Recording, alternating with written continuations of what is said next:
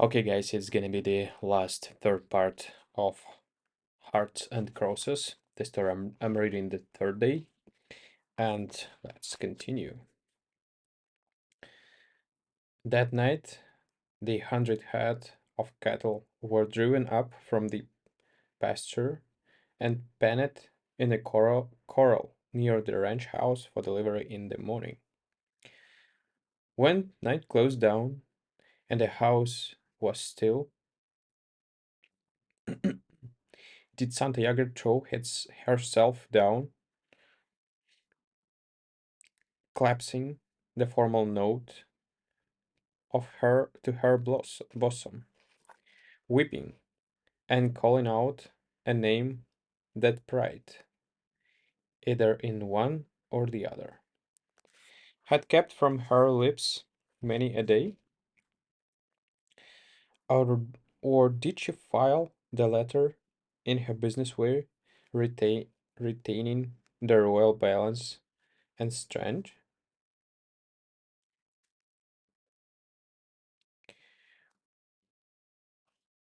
Wonder if you will, but royalty is scared, and there is a whale. But this much you shall learn. At midnight, Santa slipped softly out of the ranch house, clothed in something dark and plain. She paused for a moment under the live oak tree. The prioress was somehow somewhat dim, and the moonlight was pale orange.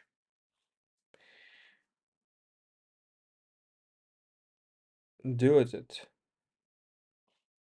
with particles of an impalpable, impalpable, impalpable flying mist. But the mock bird wrestled on every bow of vantage. Leagues of flowers scented the air, and the kindergarten of little shadowy rabbits leaped and played in an open space nearby. Santa turned her face to southeast and threw 3 kisses thither, thitherward, thitherward, for there was none to see. Then she sped silently to the blacksmith shop, 50 yards away, and what she did there can only be surmised. But the forge glowed red, and there was a faint hammering, such as Cupid might make when he sharpens his arrow points. Later, she came forth with a queer, sh- queer shaped, the queer shaped handled thing in one hand, and a portable furnace, such as are seen in branding caps, in the other. To the coral where the Sussex cattle were penned, she sped with these things swiftly in the moonlight. She opened the gate and slipped inside the corral. The Sussex cattle were mostly a dark red, but among this bunch was one that was milky white, notable among the others. And now Santa shook from her shoulder something that we had not seen before, a ropeless saw. She freed the loop of it, coiling the length in her left hand and plunged into the thick of the kettle. The white cow was her object. She swung the lasso, which caught one horn and slipped off. The next throw encircled the forefeet, and the animal fell heavily. Santa made for like a panther. Panther. Santa made it like a panther, but it scrambled up and dashed against her, knocking her over like a blade of grass. Again she made a cast, while the aroused cattle milled around the four sides of the corral in a plunging mass. This throw was fair. The white cow came to the earth again, and before it could rise, Santa had made the lasso fast around a post of the corral with a swift and simple knot, and had leaped upon the cow again with a rawhide hobbles.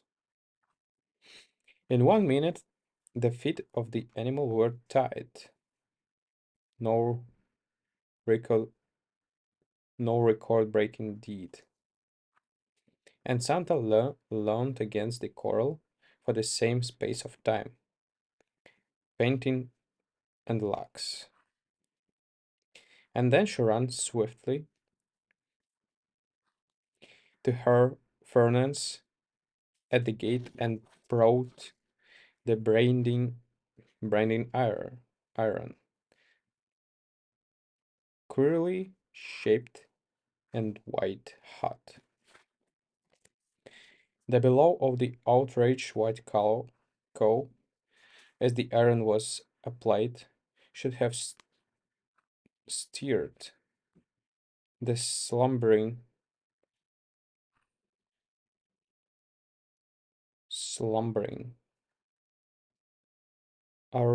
auricular nerves and consciences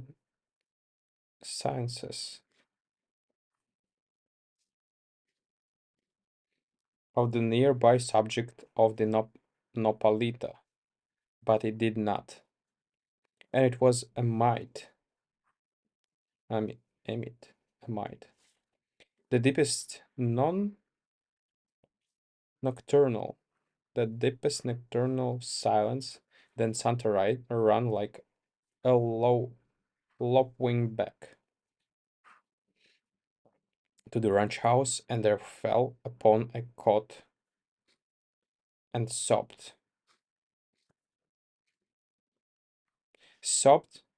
as though queens had hearts as simple ranchmen's wives have, and as though and through she would gladly make kings of prince consorts, should they ride back again from over the hills and far away. In the morning, the capable revolvered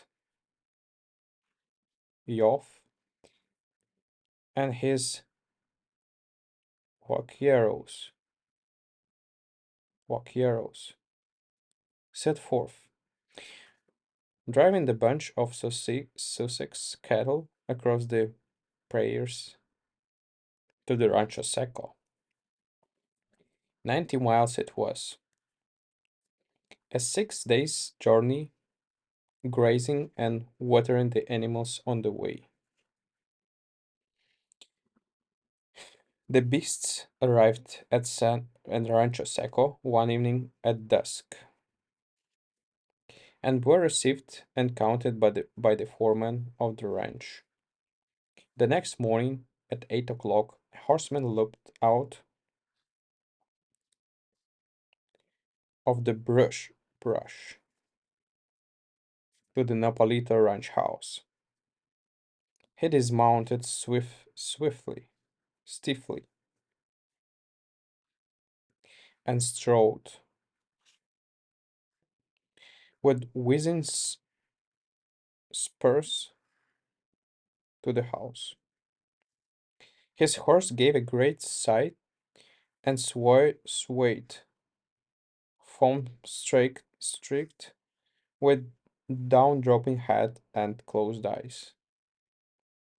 But waste not your pity upon Belshazzar, but waste not your pity upon Belshazzar, the flea-bitten sorrel. Today, in Napolita horse pasture, he survives pampered, beloved, unridden, cherished, cherished record holder of the long distance rides. The horseman stumbled into the house.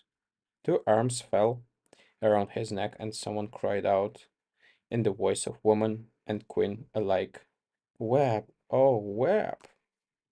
Web! Oh, Web!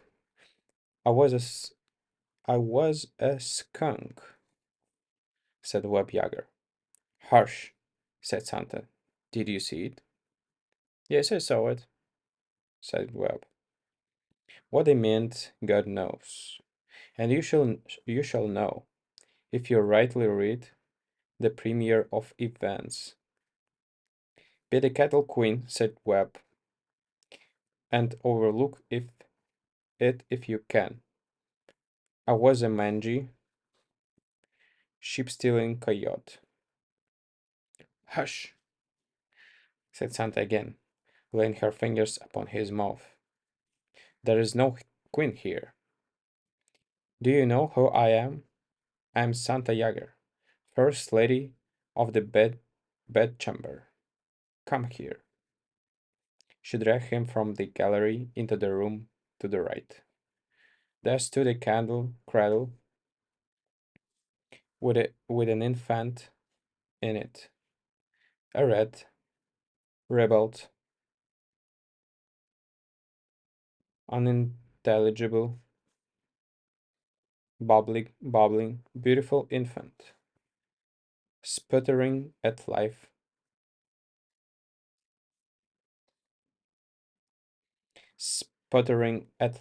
in an unseemly manner. "There is no queen on this ranch," said Santa again. "Look at the king. He's got your eyes, Webb. Down your down your knees and look at his highness." But jingling rowels sounded on the gallery, and Bud Turner stumbled there again with the same query that he had brought, like in a few days a year ago. "Morning. Them beefs is just turned out on the trail. Shall I drive them to Barber's or—" He saw Webb and stopped, open mouthed. "Ba ba ba ba ba ba ba ba ba ba ba ba," shrieked the king of the cradle, beating the king in his cradle, beating the air with his fists. "You hear your boss, but," said Web Yager with a broad grin, "just as he said a year ago. And that's all, except that when old man coo- cooing owner of the Rancho Seco, went out to look over the herd of Sussex cattle that he had bought from the Napolita Ranch.